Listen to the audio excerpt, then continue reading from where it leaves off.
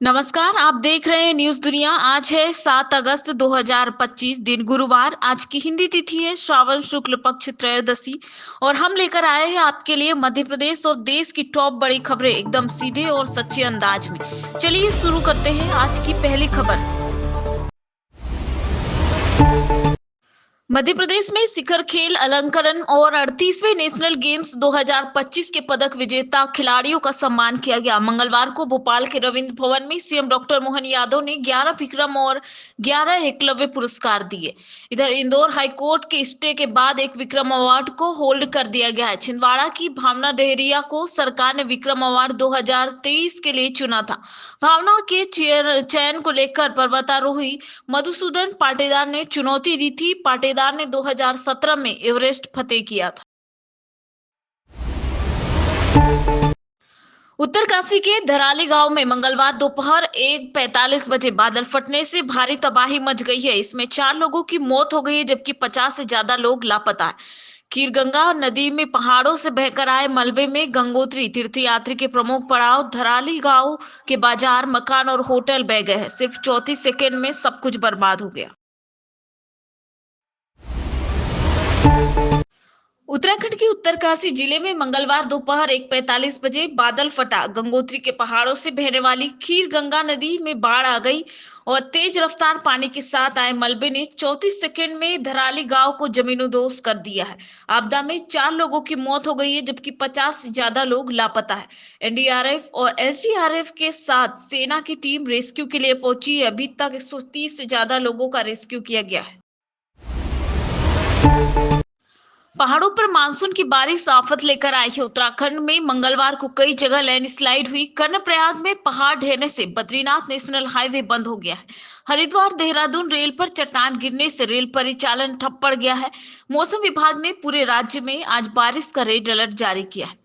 हिमाचल प्रदेश में भी जगह जगह पहाड़ दरकने की घटनाएं हुई है। चंडीगढ़, मनाली और पठानकोट कांगड़ा नेशनल हाईवे सहित 500 से ज्यादा सड़कें बंद हो गई है। शिमला, मंडी, सोलन और कुल्लू जिले में स्कूलों की छुट्टी कर दी गई है। संसद के मानसून सत्र का आज 13वां दिन है। लोकसभा में आज नेशनल स्पोर्ट्स गवर्नेंस बिल 2025 और एंटी डोपिंग अमेंडमेंट एक्ट पर चर्चा होने की संभावना है। बिल को 30 जुलाई को खेल मंत्री मनसुख मांडविया ने लोकसभा में पेश किया था। इन दोनों बिलों पर लोकसभा में कल चर्चा होनी थी, लेकिन विपक्ष के बिहार वोटर लिस्ट वेरिफिकेशन मामले पर प्रदर्शन और हंगामे के कारण दोनों बिल पर चर्चा नहीं हो सकी और इसी के बाद कार्य मंत्री किरण रिजिजू ने कहा कि आज मन बहुत दुखी है। इंदौर के ट्रांसपोर्टर कारोबारी राजा रघुवंशी केस में नया मोड़ आया है। राजा के बड़े भाई सचिन पर एक महिला ने धोखे में रखकर शादी करने और रेप करने का आरोप लगाया। महिला ने कहा कि सचिन ने मुझसे दोस्ती की, साथ घुमाया और राम मंदिर में शादी की, मंगलसूत्र पहनाया, करवा चौथ मनाया, अपने परिवार के साथ होली खेलने भी बुलाया। राजा, उसकी बहन और भाइयों को भी हमारे रिश्ते के बारे में मालूम था। महिला ने कहा कि सचिन ने अयोध्या में रामलला की प्राण प्रतिष्ठा के वक्त ही पंडित से मुहूर्त निकलवा कर मेरी डिलीवरी करवाई और लेकिन इसके बाद मुझसे दूरी बना ली, बात करना बंद कर दिया। वो मेरा फोन नहीं उठाता था। परेशान होकर मैंने उसके खिलाफ थाने में रिपोर्ट लिखवा दी।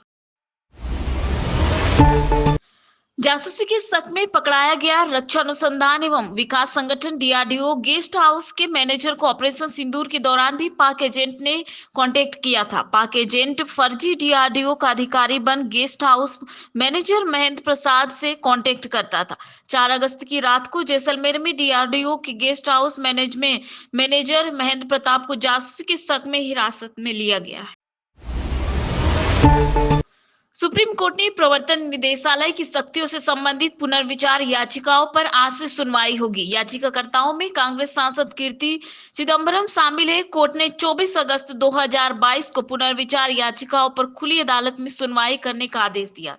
दरअसल सुप्रीम कोर्ट ने 27 जुलाई 2022 को ईडी के पक्ष में एमपी एमएलए के तहत गिरफ्तार संपत्ति जब्त करने और तलाशी लेने की शक्तियां बरकरार रखने का फैसला दिया था और इसी की समीक्षा को लेकर पुनर्विचार याचिकाएं दायर की गई थी।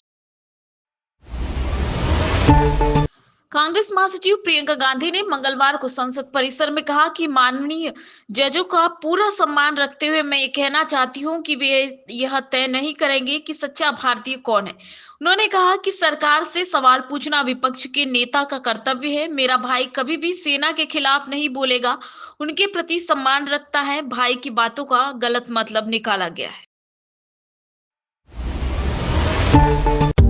ये तो थी आज की बड़ी खबरें। आपको कौन सी न्यूज सबसे जरूरी लगी है, कमेंट करके जरूर बताएं। वीडियो अच्छा लगे तो चैनल को सब्सक्राइब करें।